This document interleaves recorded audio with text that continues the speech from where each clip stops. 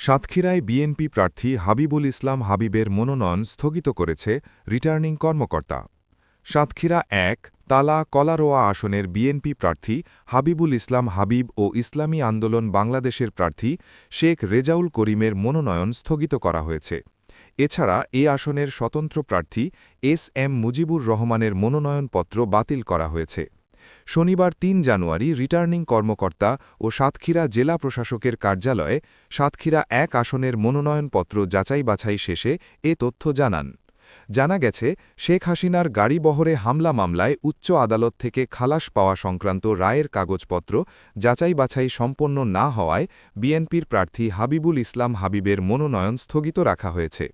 একই সঙ্গে ইসলামী আন্দোলন বাংলাদেশের প্রার্থী শেখ রেজাউল করিমের মনোনয়নপত্রে ত্রুটি থাকায় তার মনোনয়নও স্থগিত করা হয়েছে।